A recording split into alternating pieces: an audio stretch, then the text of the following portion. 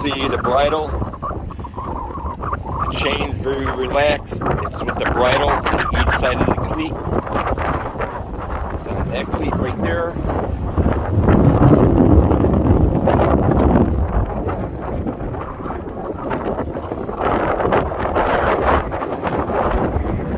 This cleat right here.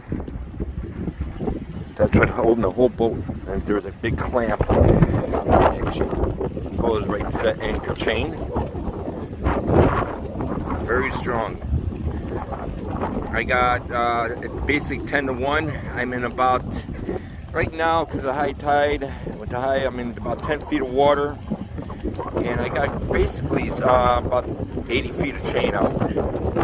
So usually this area is always at high tide. It's about 6 feet deep. At low tide, it gets down to about